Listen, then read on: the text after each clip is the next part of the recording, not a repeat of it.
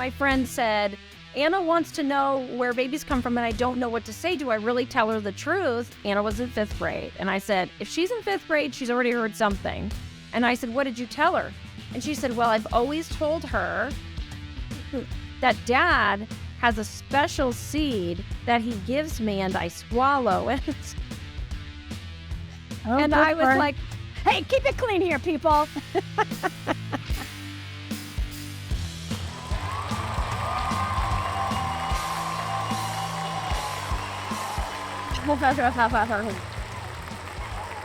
Hello and welcome to Open Relationships, Transforming Together.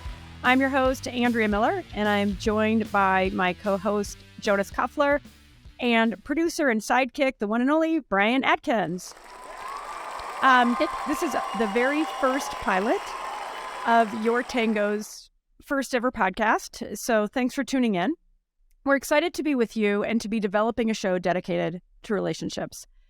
Critically, to open our hearts and minds to becoming more vulnerable and empathetic, to being more curious about each other and ourselves, to understanding the critical role relationships play in our lives, to our emotional wellness, our physiological wellness, our well-being, and crucially to our happiness. And I've been a very loud, vehement proponent for connecting those dots, right? I love to say no wellness routine is complete without relational wellness. And so that's why we're here, is really to help transform together in a way that's absolutely crucial.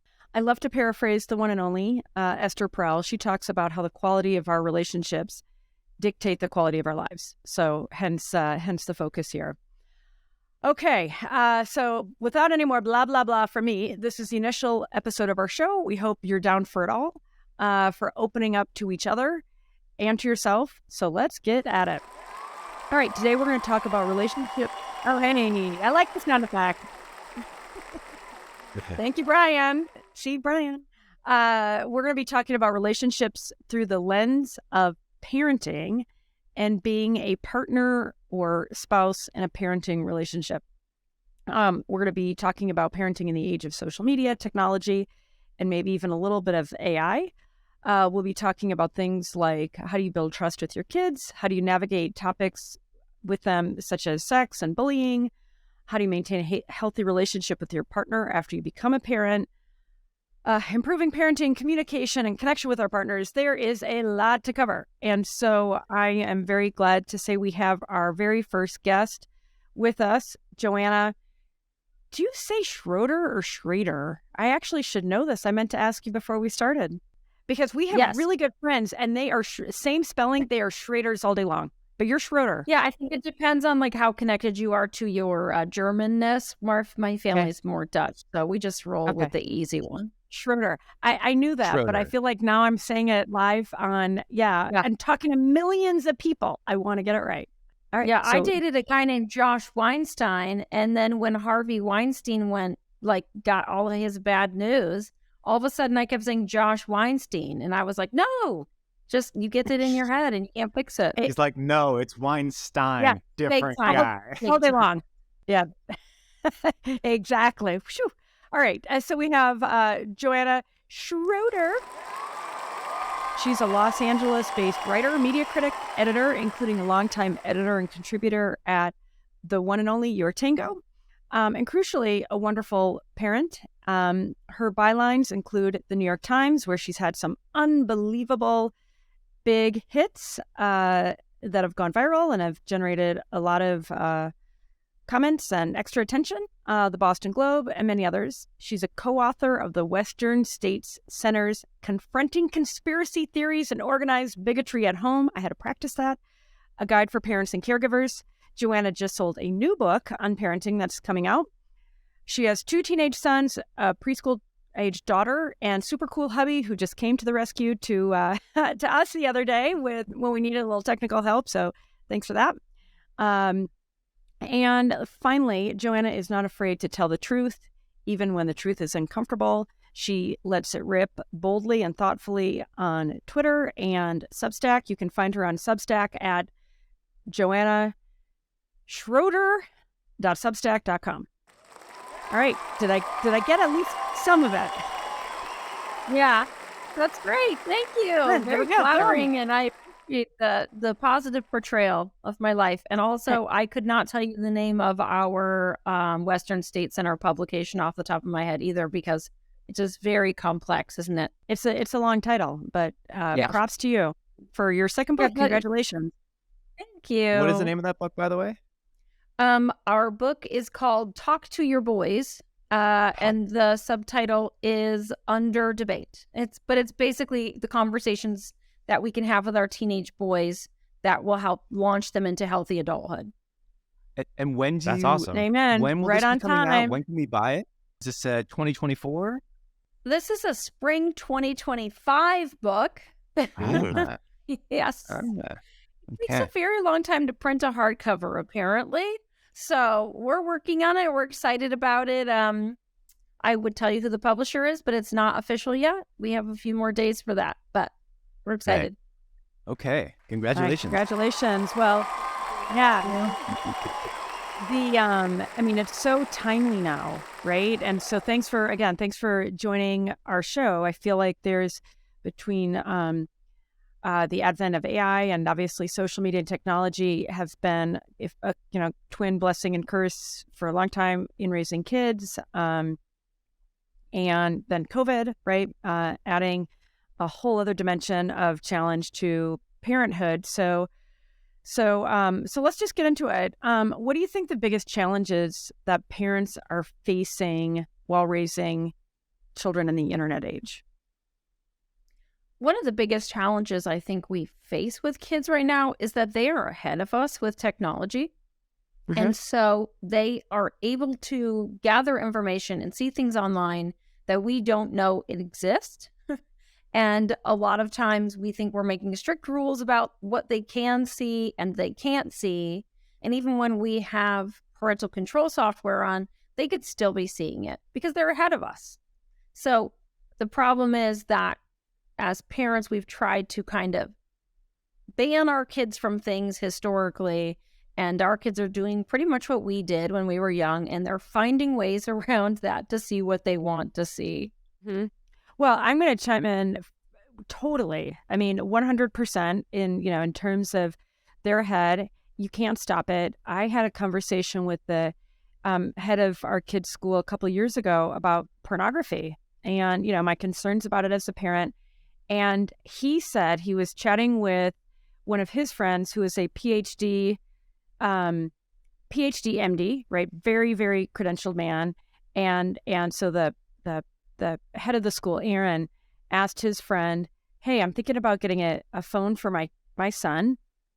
At what age is that appropriate?" And his PhD MD friend looks at him and says, "When he's ready for porn," right?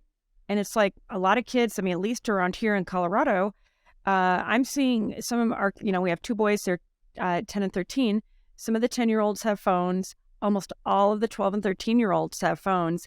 But this whole business of pornography, it's like, even if the kids aren't looking for it, it's like, there's a very nefarious industry out there that's looking for the kids. Yeah, I really like what your friend of your friend, the one that's a doctor, was saying about how you have to accept that what they're going to see and what they're going to come in contact with, and then you need to get ahead of it. So basically, you want your voice to be the original and possibly even the loudest in their ear when it comes to anything where you feel like you want to have more influence than the internet. So I as an anecdote, one of my boys, and because I have two boys, I can say this and maintain their privacy. They both have plausible deniability. One of my boys was riding in the car alone with me, and he was in 5th grade, and he said, "Mom, I have had a secret." And I was so nervous what the secret was going to be. And he said, "I Googled naked people on the iPad." And I was like, "Oh, what did you see?" And he was like, "Naked people." And I was like, "Yeah, gross." Okay, I'm choosing about that. So I immediately, this was like the first time my children had ever done anything like that. I was like ill-equipped. So I immediately, as soon as my child was dropped off, I called my friend whose name is Jamie Schumacher, who did sex education at that time and kind of interventional talks with boys. And I was like, what do I do? And he's like, well, first, let's Google and see what he saw.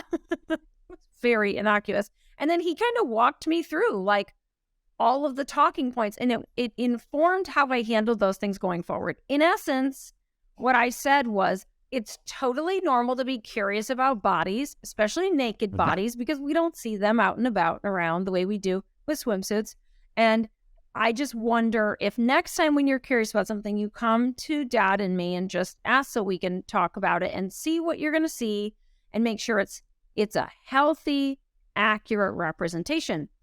He also advised me then, he said, well, he's in 5th grade, so that means he's going to see porn soon. And like Andrea's friend was shocked. I was like, what? He's like, well, he may already have.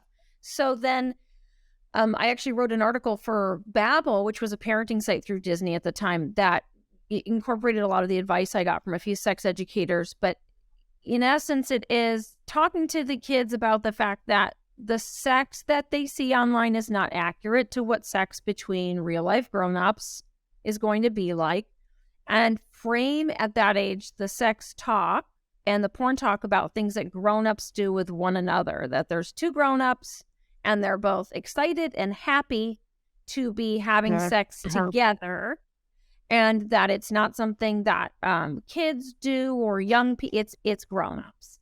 And as they get older, you go into nuance about, all the things about when is someone really able to consent. But that conversation was so helpful because I actually was able to say to my kids and continue saying, pornography is like a chase scene in an action movie where it is designed to be exciting to the eyeballs of grown-ups, but it's not how people actually drive in real life.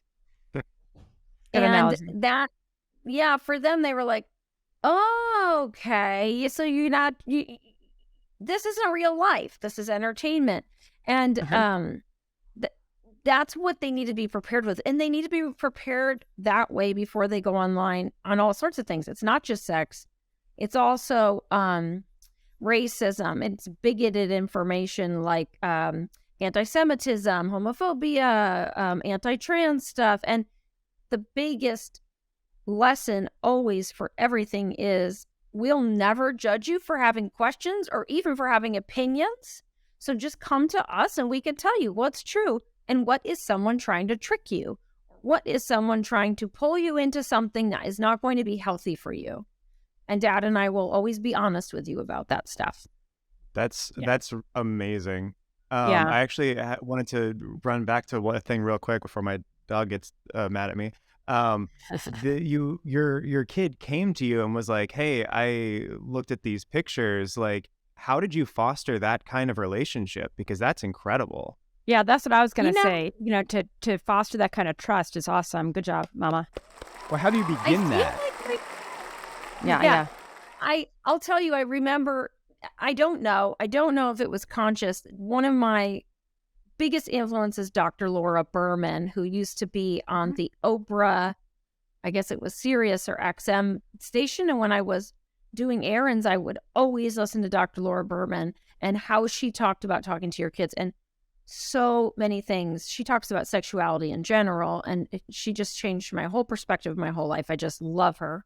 But she said, as little as they are asking about where babies come from or why grown-ups kiss or any questions they have, you tell them the truth and you thank them for asking you. Sure. And I did that forever. So I don't remember how young my boys were, but I remember they asked on the same day, even though they're 2 years apart, where babies come from.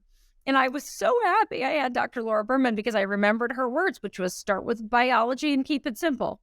And it was like a mom and what did we say? 2 parents decide that they'd like to have a baby, and the mom contributes an egg from inside her body, and the dad contributes a sperm, which is kind of like a seed from inside his body. And when they meet, a little tiny baby starts to form in it, that kind of thing. There's a little womb, which is like a nest, like those kinds of things, biology. And then stop and listen if they have questions. And usually they're like, ooh, that was boring.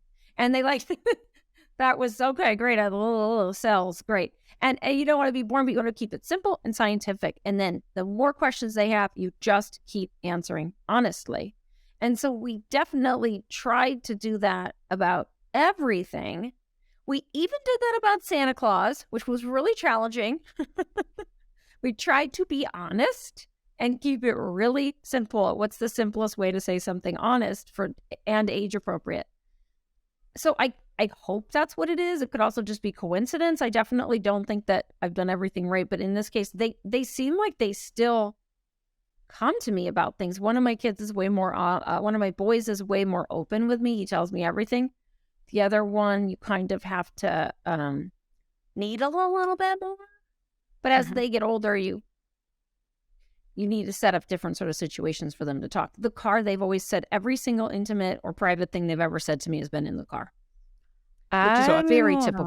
That's an interesting vehicle for conversation, right? The car itself. And why waste time in the car? No when pun intended. Oh, pun intended. Yeah, sometimes you get that quiet time in the car. You can turn down the music, and I remember reading that it's really stressful for them when they get in the car and we go, "How was school? What sort of things happened? What was your day like? What was and this is what I do. I still do it. How was school? Lovely. What was your day?"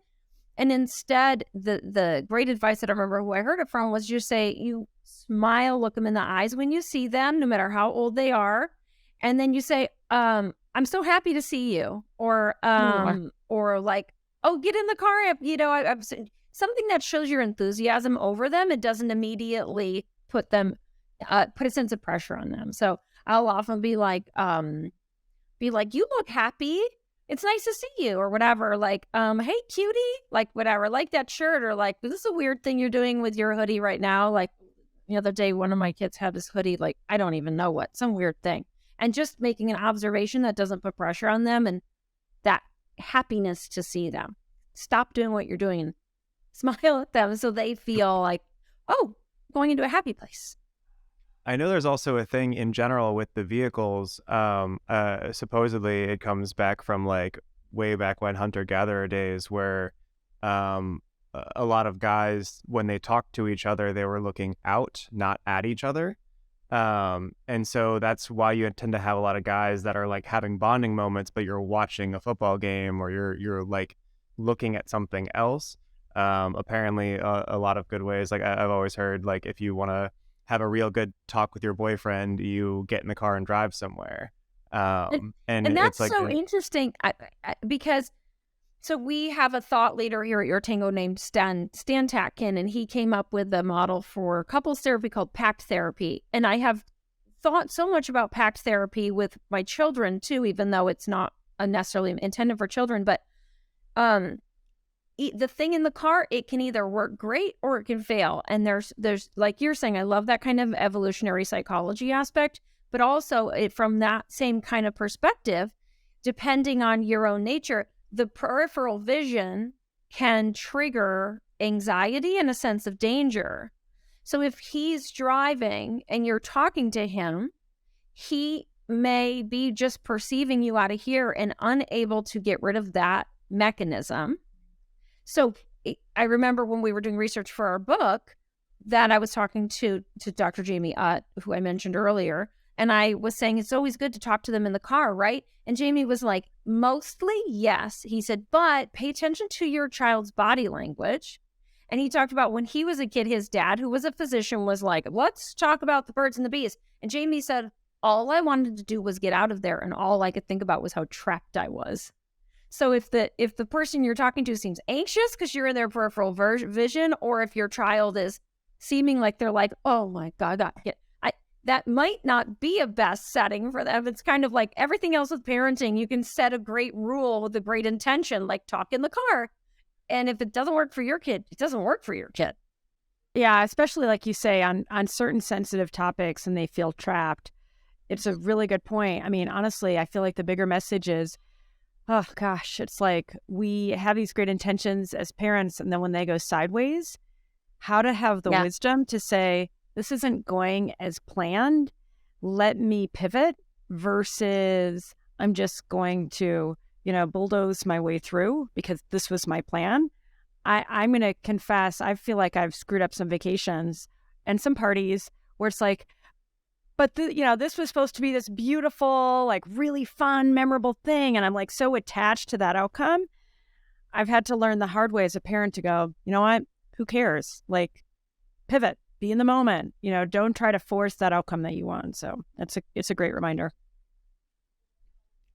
There's been a gift for me of having my 2 boys and then a 10 and 13-year age gap between them and my daughter, only in that I have learned that to some degree they come in the package in which they were wrapped, and you have some influence, but they bring so much unique identity to the world. And parents who, like, for instance, if you have one child and she's an amazing eater and she loves all the foods and she eats Japanese and Indian and Korean and whatever else, and you're like, I did a fantastic job introducing foods to my daughter. I am the best at this. I should write a book. And then if you have 2 or 3 children in total, one of your children is going to be raised the same way and only chicken nuggets and hot dogs. And you're going to be sitting there like, I did the same thing. Yeah. And that's kind of it's helpful when we know that, because it does take some pressure off of us. And you can kind of, I'm like you, Andrea, or birthday parties or whatever, I'll be like, but every balloon, the balloons were the whole point. Like the helium tank doesn't work, and then I'm losing it. And there's my little kid is sitting there going like, I didn't even know there were going to be balloons. It's being able to adapt. But it reminds me of another thing you said earlier, Andrea, which was, you said that sometimes you bring maybe an old parenting thing of maybe it sounds shamey or judgy to your kids. Mm-hmm. And then you said, and then I say, I'm sorry. And I'm like, that's the thing. If we were always perfect, then our kids would never have the opportunity to learn what humility looks like. They don't get to see what a repair looks like. So yeah, you don't want to screw up. But if you do that, man, what a gift we give them when we just look at them and say, like, I screwed that up. I was raised that way, or that's what I saw growing up. And it's not what I want to do for you. And I just want you to know I don't judge you. And I think, but just that whatever that repair is, that's a huge life lesson, much bigger than if you'd never made the mistake at all. Yeah, amen. You just hit on one of my families. Like, oh, hey, all right, we got this huge studio audience here. You can't see them, but it is huge. And they're right on cue every time. Thank you, Brian. No, but in all seriousness, the making the repair is a big, it's a big, and right on cue, making the repair is a big deal. Oh, and here is Alexander Botnager, who is home. You can tell how sick he is. He's home from school today. I know. Yay! Clappy, clappy, clappy. When Alex found out that he had a little sore throat, and when he found out that I was doing a podcast, he's like, "Can I be a podcast? Hey, do you wanna say something? Can I ask you a question?" No, come here. I have a question for you, because we're talking. You are here on the debut of our podcast, and we're talking about, and you know Jonas, and you've met Brian. You haven't met Joanna yet, but you'll meet her one day, I hope. We're talking about parenting. What is your number one advice for parents? You have give your children extra screen time. Oh, extra screen time, not extra Pringles? and snacks. And all of the above. And ultra-processed snacks. How about extra love? And all of the above. And make the parents do the homework. And make the children, oh, God, and look at all this love. All right, well, thanks for making your debut, Alex. I hope you come back. You are our second official guest. Hey, let's hear it for Alex Botnager. But anyway, the whole making the repairs thing, that is my go-to. So when I screw up, when the kids screw up, I mean, I'll just be able to say now, like, you screwed up. Can you just make the repair? Like, can we dispense with all the extra drama and digging in deeper and making it worse? Like, just own it. Like, can we just, own it and let's just move on. Right. So thanks for that reminder, because making the repair, it's like I've said to my kids a million times, like you get these celebrity scandals and so forth, and they make it way worse by obfuscating and resisting and insisting they didn't do it. And you just want to say, you know what? It could all be behind them, but they've made it way worse. Right. So yeah, some good parenting advice. And the kids, I think, often have to learn that experientially, where, of course, that And that's so hard as a parent trying to help. We want to help them avoid ever having to suffer or make big mistakes. And it's like, there are some things that they do have to experience to really understand. You just hope it's not the big stuff, you know? That's right. That's life. I think I have a somewhat of a different perspective on that. I think there's the perception of the pain, and then there's the desire that and the knowledge that it actually makes you a heck of a lot stronger when you do have to endure it. So I'm with you on that.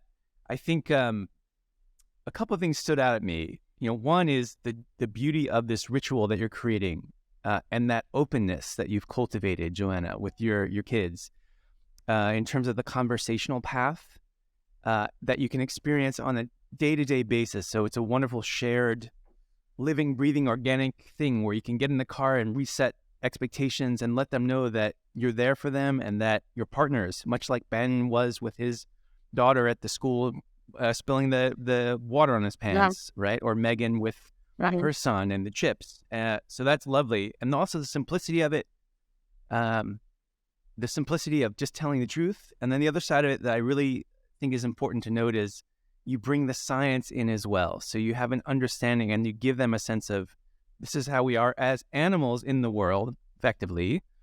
And here's sort of how it works. And you can do it in a very simple way. And I love that. Granted, my daughter's much younger than your boys. But one of the things I was going to ask you about is the age when you did feel comfortable having that conversation. I know they came to you. I think you said it was 5th grade. So that would make them 11. Is that right? I think they were even younger when they first asked where babies come from. Yes. I think usually they'll start asking that around 2nd grade, but every kid is different. My daughter asked it the other day, and I went to go answer biologically, and she literally was asking me where someone who had a baby had to come from. Like, had they come in from? I was like, okay, good, because you're all birthing center. Yeah. So I was like, okay, you're asking a different question, but I'm prepared. I think by 2nd or 3rd grade, you need to have that conversation, because I'll never forget. I was chatting with a friend who had a daughter the same age as one of my sons. So my friend said, Anna wants to know where babies come from, and I don't know what to say. Do I really tell her the truth? Anna was in 5th grade. And I said, if she's in 5th grade, she's already heard something. And I said, what did you tell her? And she said, well, I've always told her that Dad has a special seed that he gives me and I swallow it. And I was like, hey, keep it clean here, people. I'm not sure where this is going. Okay, so like I was like a watermelon seed? And she's like, yeah. And I said, well, so that's going to be confusing. And we talked about kind of how to actually talk about it. But of course, her daughter said, well, I know it has to do with the dad's parts and the mom's parts, and that it happens in bed. That Anna had all the information. She just wanted to know technically, well, how does that actually happen? And all she wanted was for her mom to give some facts. So the funny thing was that my friend went to her and said, hey, Anna, I just felt uncomfortable talking about it. And that's because my mom was uncomfortable talking to me about it. And I'm better prepared now. Let's give it a shot.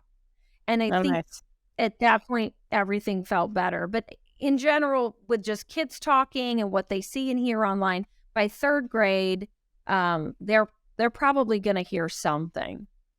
The kids that have older siblings are exposed to an awful lot. Totally. I mean, that was a problem for one of my kids. And I also have 2 boys, so plausible deniability. He saw a thing, I mean, back to the discussion from 15 minutes ago, right? I mean, stuff that he wasn't prepared for. We didn't take your advice. We weren't ahead of it, Joanna. And it was embarrassing and confusing, and we helped him through it. But I just feel like your advice is so important, especially for parents with really young kids, because they're gonna see it and they're gonna hear it, and especially for the kids who have older siblings. I mean, like, all bets are off, right? I mean, genuinely, all bets are off. Yeah. So, had access to the internet to that, and it's all happening. one interesting thing that we do too when we talk to kids about sex and where babies come from is we make it very biological, which is great when they're young. And as we get older, it's like we forget to tell them that sometimes grown-ups also just do it for fun or to feel emotionally close to one another. And someone from what I had researched had told me to do that. So we were integrating that into our conversations. But then when I became pregnant with my daughter, which was a surprise, we always say best surprise ever. We're totally honest about that. One of my boys said, but how do you get a surprise pregnant? How does that happen by surprise? And I said, well, remember I told you sometimes grown-ups who love each other, they just sometimes have sex for fun because it feels good to them and they love each other and they feel safe. And he was like, yeah, but not you and Dad. Oh, yeah, I was like, well, sorry to say. Hate to break it to you, but yes. And it's like, no matter how many times you say it, you just don't know what they're hearing. But you do try and give them the whole picture as much as you can. And you can't get out ahead of everything. Yeah, but it's a good, I mean, at least it's a beacon, to try to anticipate those things, waiting for them to come to you, right? To your point, because then it's too late. Okay. So in open relationships, we always ask, does everybody catch this? Always, because today's our first show, always the first time. We always ask for an unpopular opinion. And I know you are not afraid to share an unpopular opinion, or 2 or 7. So Joanna, what is your unpopular opinion on parenting? My unpopular opinion has to do with social media, because I've written and talked a lot about social media, and it's the question I get asked the most. And people want to know, what is the right age to let your kids have a social media account? And I very unpopularly say, I don't think you can really make a mistake. Oh. And what I mean by that is, if you're thinking about what age your child should have social media accounts, and you're taking into account who your child is and how much access they're going to have, you will probably make the right decision, because there isn't an objective truth for every child. And as much as I would love to say they shouldn't have Instagram till 7th grade, as much as I would love to say they shouldn't have a phone till 6th grade, it's just not, there's no data that supports exactly when, and every kid is going to have a different need. I'm of the opinion that most kids should have an Instagram account on their parents' phone that they get to use at certain times of the day to practice. So we set one up for my son, for instance, on his phone and on my phone, and I had his account mirrored on mine. So whatever he was liking and engaging in, I could see. And he was young. He was in 4th or 5th grade, and some people thought this was a big mistake. But I wanted to still be the most influential person in his life, along with his dad, when he was learning this. So that he'd go on Instagram and he'd be liking, just garbage. And I could explain the algorithm to him. I could explain, other people can see that you're liking this. And I wonder what they are thinking. And I have seen conversations in the DMs between him and friends where I have actually interrupted and said, turn off your phone. We need to talk about this. And it was very illuminating. But I think no matter when you introduce it, if you wait till 9th grade and you hand the phone over, if you've made that decision, knowing your kid and understanding the basics of that technology, you're probably making as good a decision as you can make. Yeah. I appreciate that. And I feel like even extracting from that, I feel like there's so much doubt in parenting, right? I mean, and so I feel like what you're essentially saying to parents is, trust yourself, right? You've got good intentions, and you can, even with the best intentions, you can get it wrong. So I love that. I think, and I'm glad to say my older son, who has a phone, he's not on any social media. That's his choice. I've been like, hallelujah. It's tough being in middle school, right? And that's his, and I was prepared to navigate it, but I haven't had to. But I want to come back to something that you said that was in my notes to ask you. So you just teed it up for me. So thanks. I will read, he's in 7th grade. I will read he's on text threads right? And he's texting with friends. So I go and I've let him know, you know what? You're in 7th grade, and I'm going to read this from time to time, right? And for a whole lot of reasons, right? From you saying something that, you know, might be problematic for you and a friend, you know, I want to understand what's going on with your friend groups and so forth. So I'd love your take on that privacy business. And, you know, and do you feel like at what point do you quit reading your kids' texts or, you know, social media accounts that, you know, to not infringe on their privacy? Yeah, I don't, now that my boys are 15 and a half and 18, I don't read them, obviously not the 18-year-old. But I will say it's going to be different for every kid. I learned my kids' values by following along with them as they were learning and doing it collaboratively, which, in total disclaimer, as far as I know, I have the right idea about them, but I also know I'm not the perfect parent. And I also know anything could be happening. Someone could come to me and say, look at what one of your kids did. And I'd have to accept I don't know everything about them. Yeah. But as far as reading text messages, when I have felt I've needed to, I did as recently as, say, age 16 with my older son. And then I probably stopped and I let him know, I'm not going to read your stuff. I think you deserve privacy.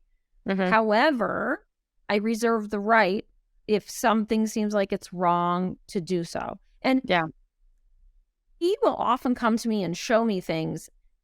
Every kid is going to have a different need. And I hate to say it because it's so uncomfortable, but I do believe, this could be my real unpopular opinion, that teenagers do deserve the right to a private sexual life.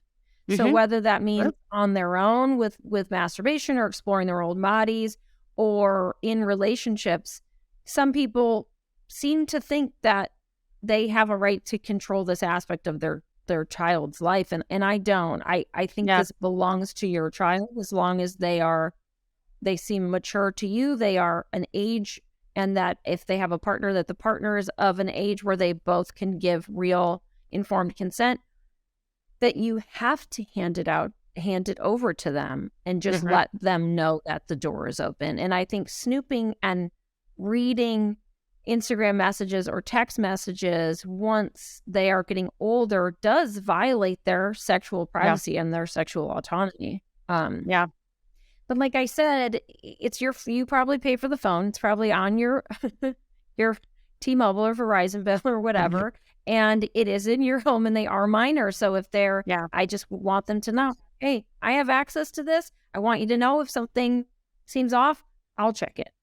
Yeah, no, I'm with you. I appreciate, I mean, certainly at the age of 18, and my older son is 13, and it's just like, you know, if anything, it's kind of helping him create that bridge and understand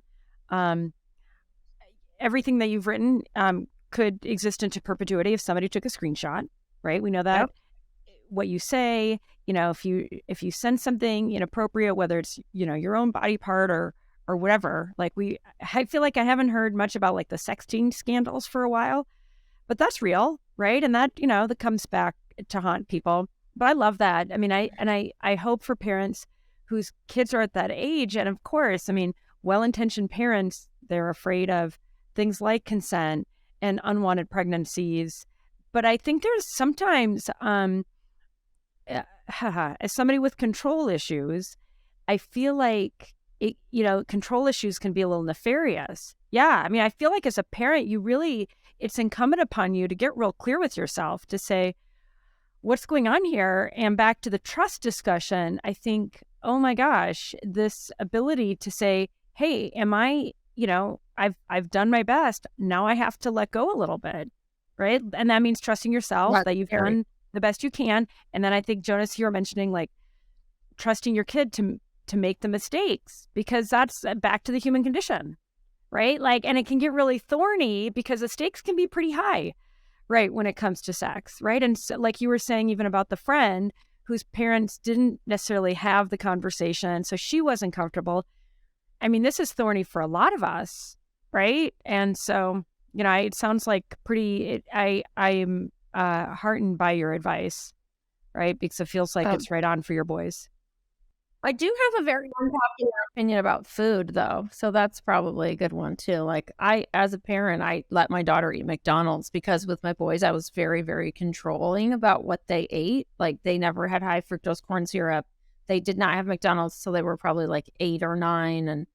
And then they still just ate garbage, just nonstop at every opportunity. And as they got out of my clutches, it was like I controlled their food too much.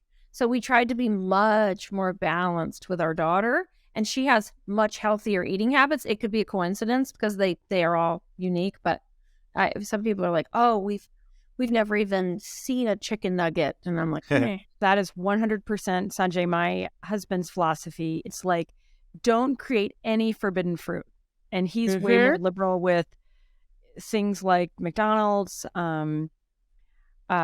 screen usage, even what they watch. I'm like, oh, it's an R-rated movie. Like, he's like, come on. And by the way, the movie Air, so good. It's a lot of swearing, but we brought our 10-year-old. It's rated R. I don't think it needed to be rated R. In fact, the kids were dying laughing. There were some really, really inappropriate, like, oh my God, like kind of like I was a little bit red in the face, ridiculous, profane rants. But other than that, and the kids thought it was the funniest thing in the world. But it's like, it's just such a great story. But I said to him, I said, Sanjay, I was like, I really want to take him to this movie.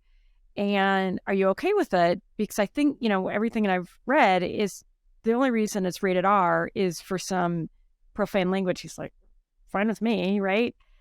So I think you're right on, Joanna, as it relates to not creating that forbidden fruit, right? Where then, and I feel like a lot of us have heard that kids that are micromanaged, they go to college and they don't know what to do with their freedom, right? Like, it has been, as well-intentioned as the parents are to keep them safe, they pay a huge price once they're no longer in those, proverbial clutches. So I think it's and it's different for every kid, but it does feel like when we were looking into what happens to the white kids that are being kind of recruited by extremist anti-democracy groups. And what we learned is that a lot of the kids that are very attracted to it have had their language controlled and policed just down to the tiny little details.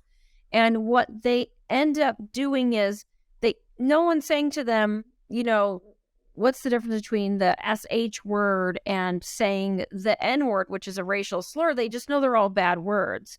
And so they're pushing out against things. They're going to say the most controversial, reactive thing they can say. And if they have never been taught the difference between when you can say the SH word and why you should not say the N word, then they just lump them all together. So then they say they're in 6th grade in the locker room and they say a racial slur or a homophobic slur and someone cracks down on them, they feel oppressed.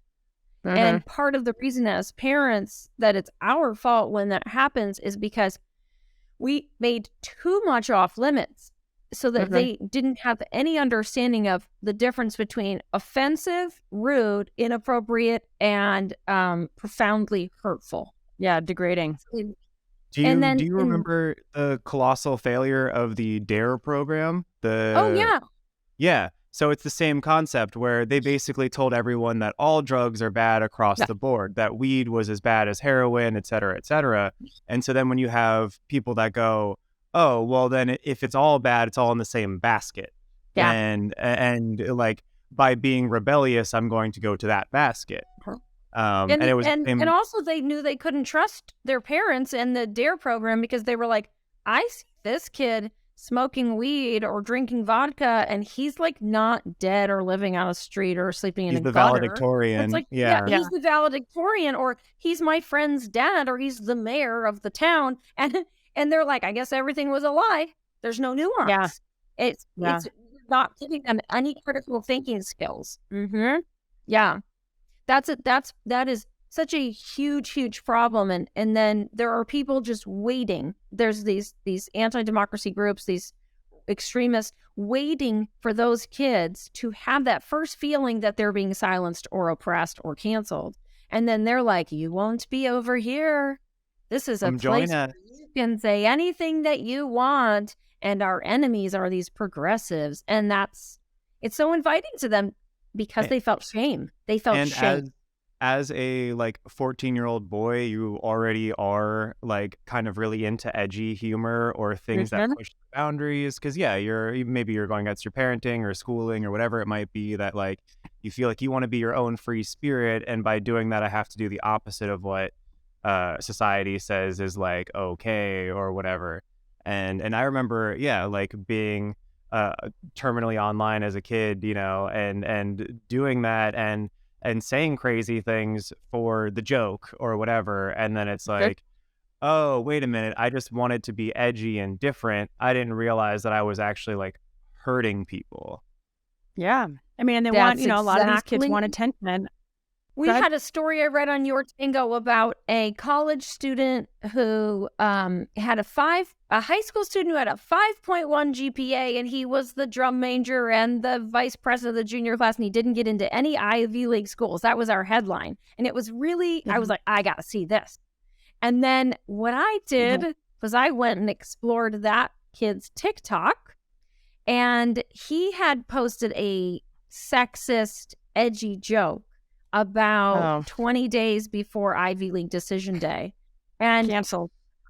This is a great, my gut feeling is this kid had a big TikTok following. My gut feeling is they were watching that. And so he made a rude joke, right? That's not really the problem. The problem that those admissions officers are probably seeing is he's got really bad judgment. And that'll get you, when there's another 15,000 candidates with just as good a credentials as you waiting to take your spot, your poor judgment in front of 50,000 followers is probably going to lose you your admission. Yeah. And that's what I told my kid this, and he tells all his friends no. Yeah, no, for sure. Right? I mean, and by the way, 49,000 of them also may have had equally bad judgment in terms of what they're saying privately, but they didn't have the added bad judgment of putting it on TikTok, right? I mean, we deal with that a lot with young kids. It's like kind of what were you thinking? But then at the same time, as a parent, it's our jobs to say, this is all, maybe not all when it's to the extreme and degrading and so forth, but a lot of it is age appropriate, right? I mean, Brian, you just said it. As a 14-year-old, you're trying to differentiate yourself. You want attention. My son, he loves to go for the humor, right? But then we have these conversations like, well, that came at the cost of me, or whatever. And I have a pretty good sense of humor about myself. But I feel like, we're in a time of, everything is, screenshotable. It's hard. I feel like it's hard because you want kids to be free to make mistakes. I don't know that I've made the right choice parenting in this way, but I've wanted my kids to to learn the artful skill of place and time. And my kids love this brand that tons of teenagers love called Half Evil. And instead of 666, it's 333. Okay. We have these older relatives that are in grandparent role that are very religious. And I have said to them, don't wear your devil shirts around Nani and Pops. And it's like, Mom, it doesn't mean anything. Well, I do know that. That's why they can wear it. But I want them to understand place and time. And you could just going to stress them out. Like, why do we need to do that? You can wear it I don't care. Just it's place and time, And one of their cousins wore a sweatshirt that had the F word across the front. And would I be upset about it? No. Do I think the grandparents should be upset about it? No, but they are. And I just want them to be able to examine each room and go, what's worth pushing a boundary and what's not? This shirt, I got different shirts. Wear a Metallica shirt. It's fine. No, it's about being considerate, right? I mean, as a social, we're in civil society where they could, they can make a case, it's my right. My kids will tell me about the First Amendment. Yes. I love that amendment. I'm like, can you just fuck off already?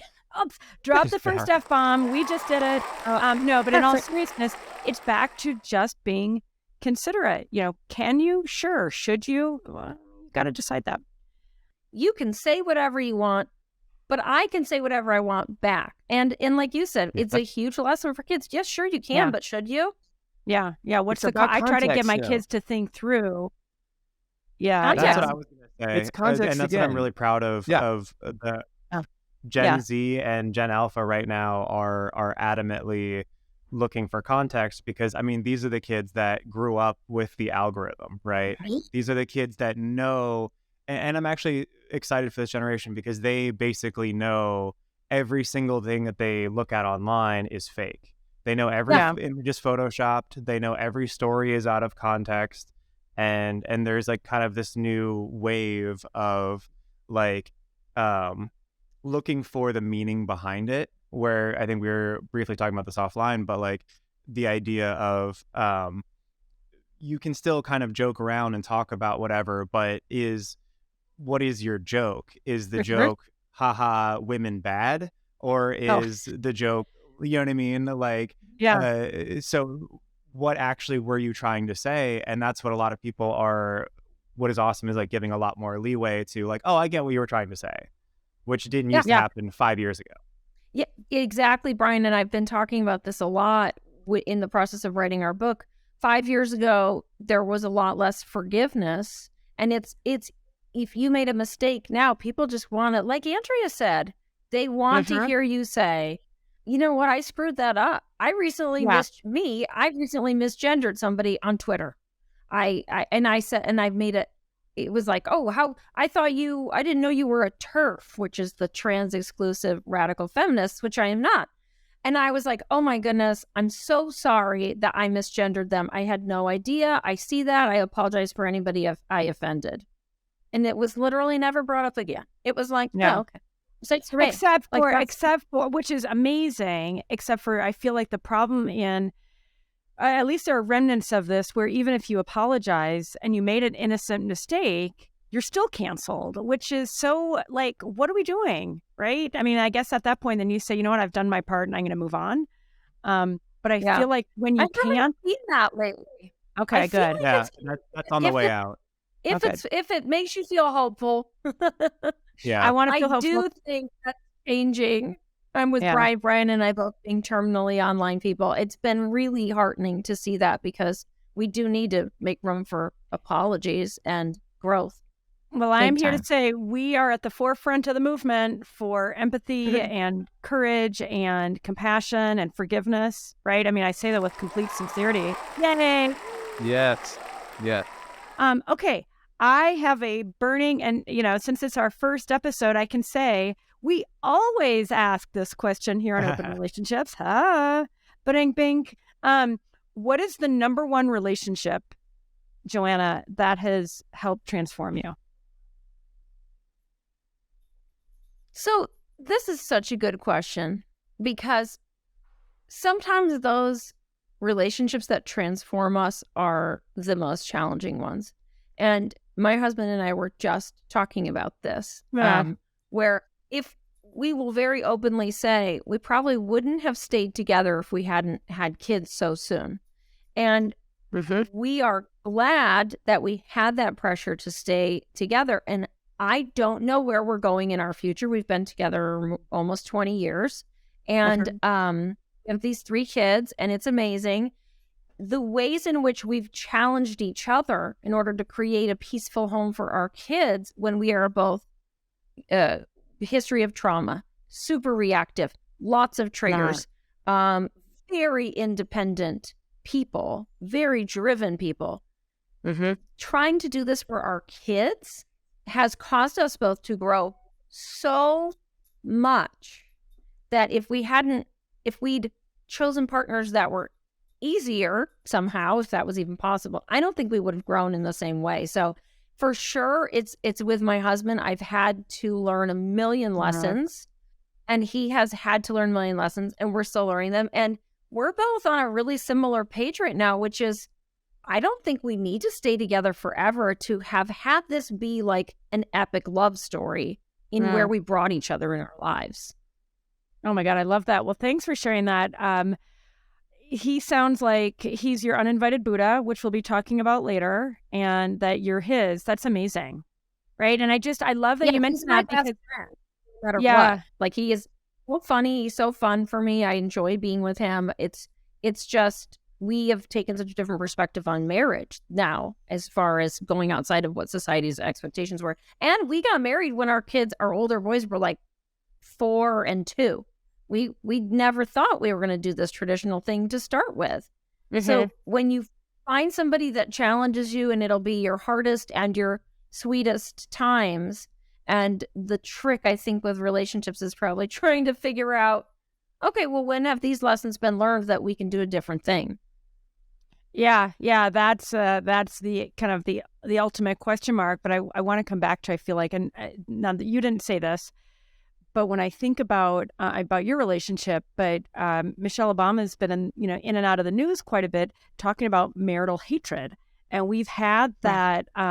Some articles on YourTango do extremely well, and I love Michelle's candor about how at times she was like, "Yeah, I hated Barack, right? Like, it was just so hard and so painful." And I mean, I can say that I felt like that about Sanjay. I'm sure if he was here, he'd be like, "Oh yeah," like fork to my neck. And yet, similar to you guys, it's like at the same time, this has been what I would say for me in my marriage is like a sacred relationship, because we've learned so much, and because of kids, we've stayed together. But I'd love just to drill in a little bit more, if you're open to it. So it sounds pretty open. Like, he's also saying, maybe this isn't our forever relationship. Like, is your relationship that open where you're actually that candid? Because a lot of us only will say it in our heads. How Yvonne and I came to be who we are. Well, so I often don't shave my underarms. I promise there's a reason I'm telling this. Like, I usually go 9 months of the year with my full underarm hair. And I've been doing this since I was 18, maybe younger. And a lot of my friends will be like, "Oh my gosh, he must hate that."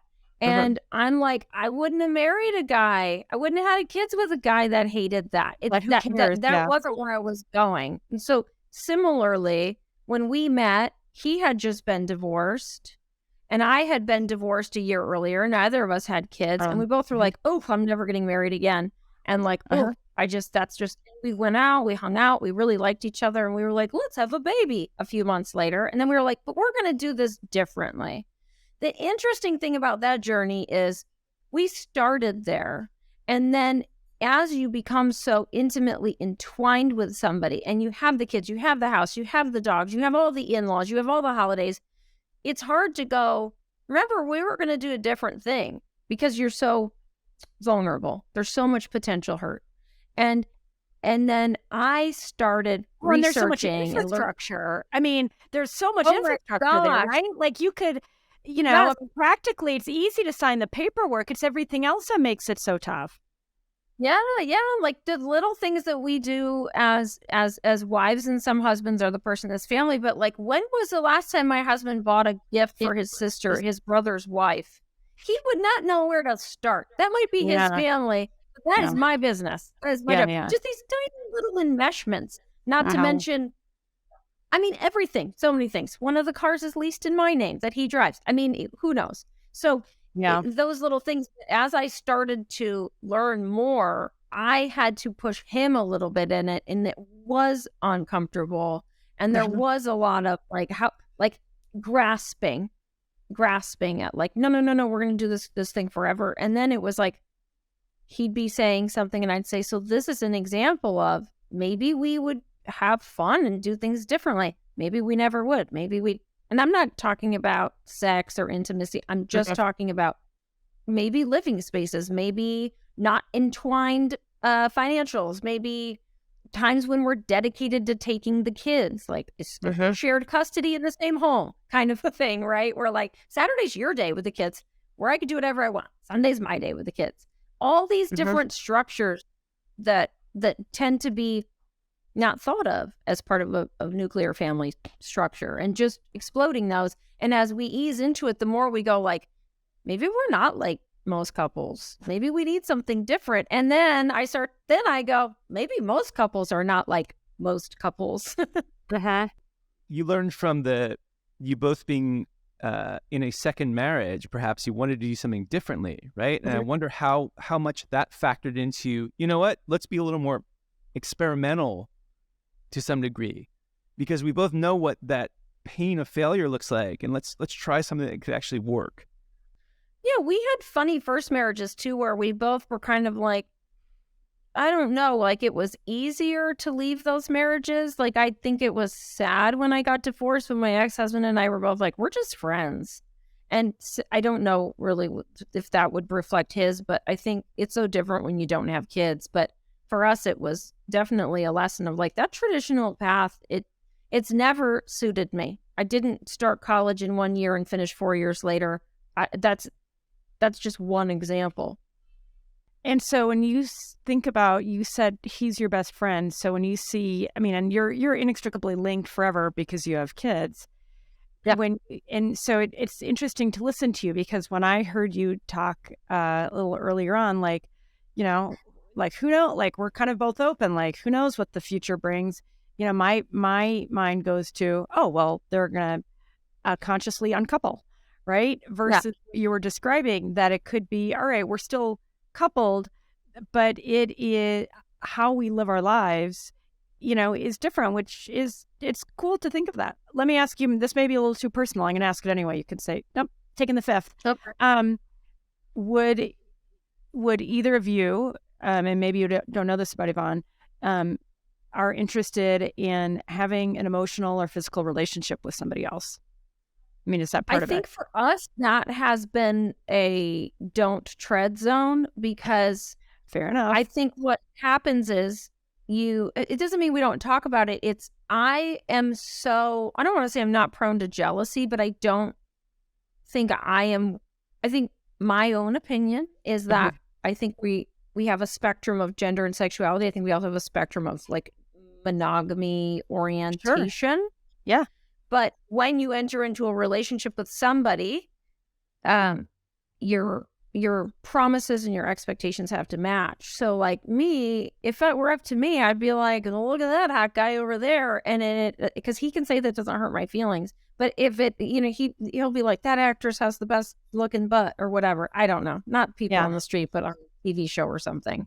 And I'm like, oh my gosh, you're totally right. But if I said that hurts his feelings, I don't think of that as like confining a part of me. It's more like we were saying, situationally. So I don't think that is for us. I also think like, even if it were, like, I do not have the time. I don't know. Amen, sister. Exactly. I do not have time for a boyfriend. Even if I'm allowed to have one, I do not have time for a boyfriend. You imagine, and then like, oh, you have to learn a whole new set of things. I was thinking about this. I was like, oh, like some other person's face coming at my face. Like, it just seems like a lot right now, because I got a lot going on. Like, there's a lot that goes into that kind of stuff. Oh, I know. I definitely believe everybody should be doing what feels right to them in their couplehood, and that none of us have the right to have an opinion about someone else's adult relationship.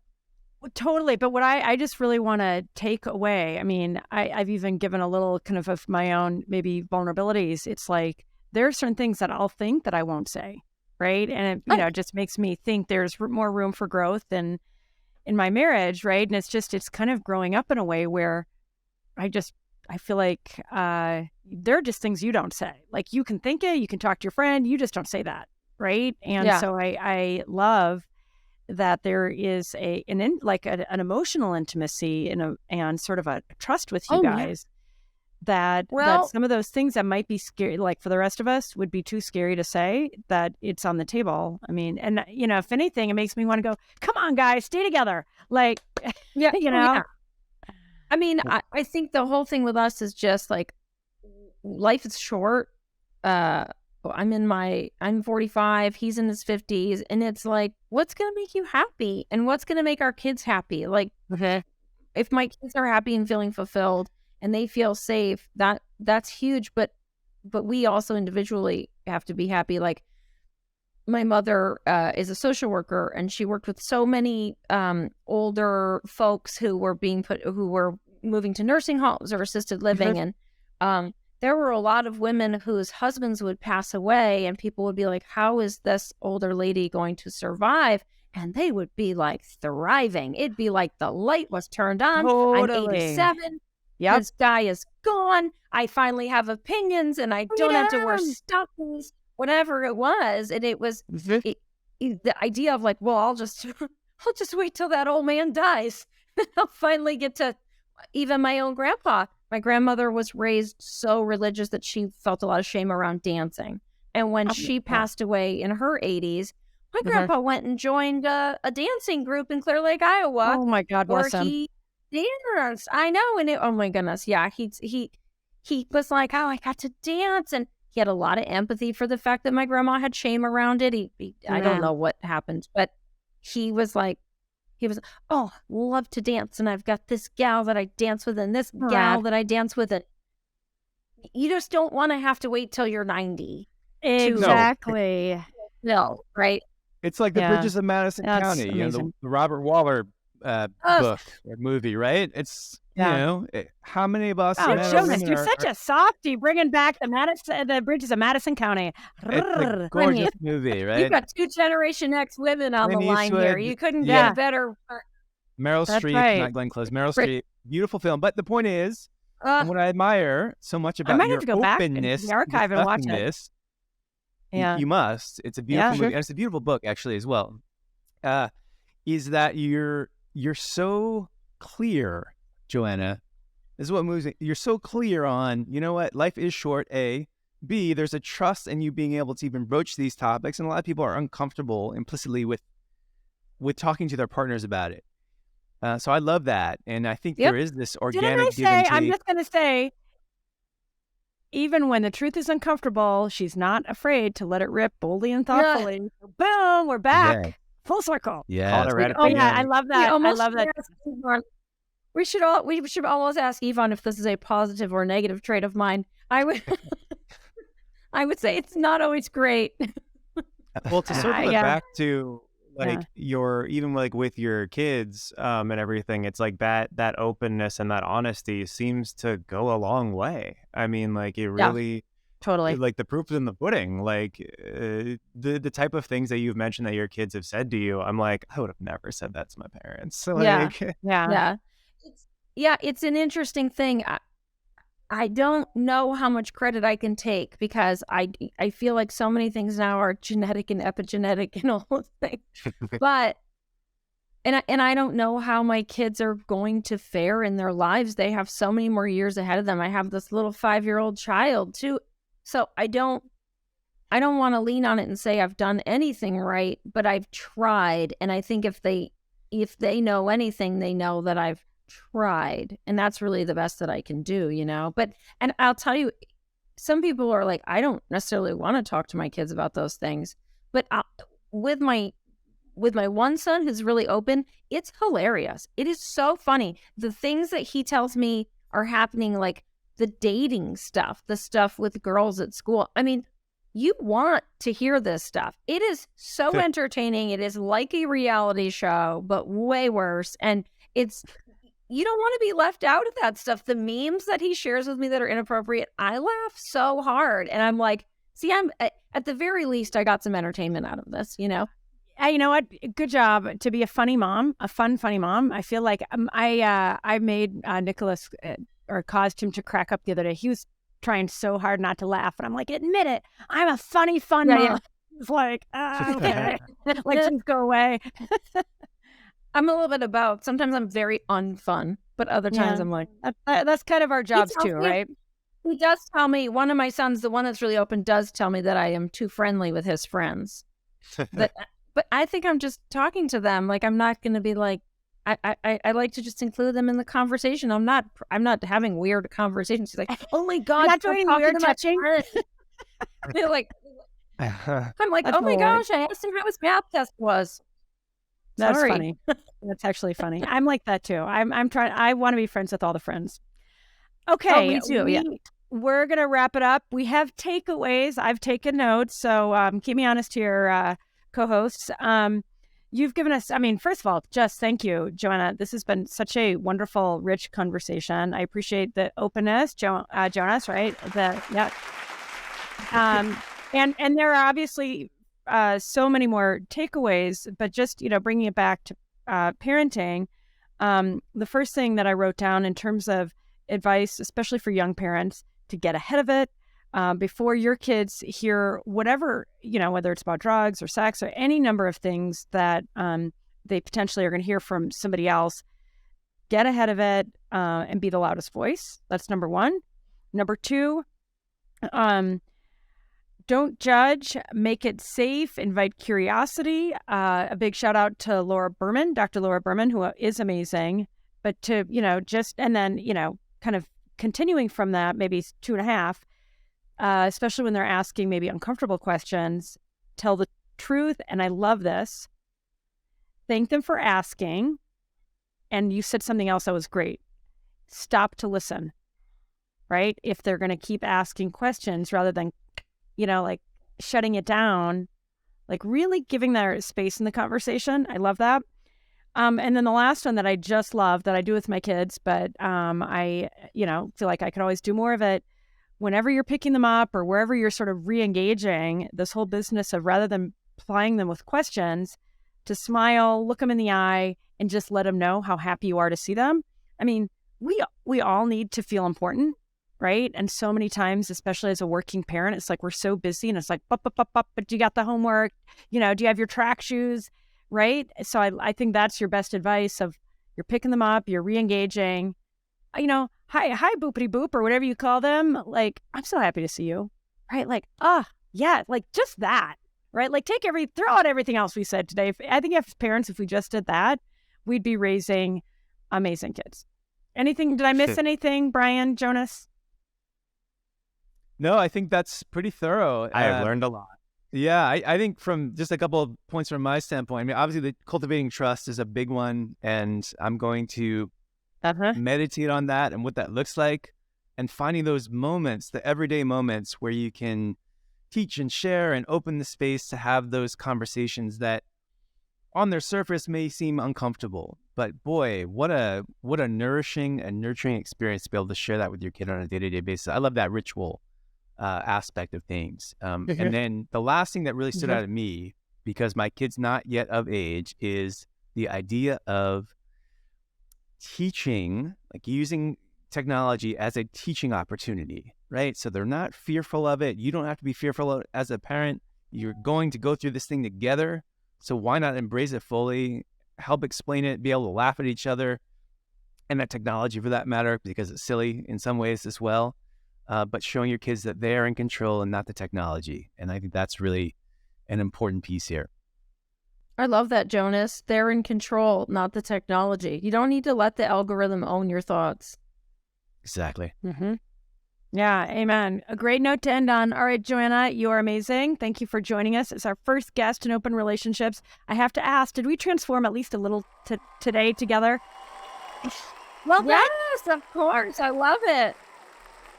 All right. Okay, well, we're wrapping up. Let's see. I'm supposed to be prepared for this. We are going to ask you to subscribe, rate, and review the Open Relationships podcast on Apple Podcasts, Google, Spotify, Amazon, Stitcher. All right. Like, what? Everyone else is like, you know what that is. Okay. Or wherever you listen. Join us for future podcasts. We're going to be recording every week, and we're going to have another I can't even talk. Many more amazing guests. And what else can I say? Jonas, anything else, Brian? Yeah, drop us a line. We love listener and viewer feedback, so you know where to reach us. We'll leave links in the show notes, and we thank you for your attention today.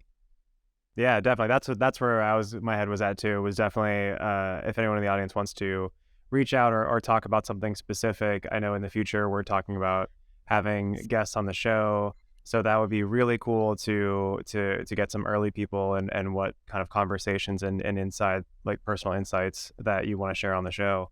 So if anyone has any of those, please drop them in the comments below. 100%. Yeah, that would be amazing. I'm going to totally glom onto that now. In our first episode, we've made it all about parenting and Joanna, but in future episodes, the plan is to invite guests on. And so for anybody who has an issue in their relationship, it could be with a sibling, a spouse, a parent, a child, a friend, a coworker. I've done a ton of relationship coaching. So you can join us for free. Just tell us a little bit about your uninvited Buddha and what's going on. And if you're willing to join us and let us talk through what you have going on, I think we can help you. All right, that's it. Open relationships. We're signing off. Thanks, everybody. Thanks, everyone.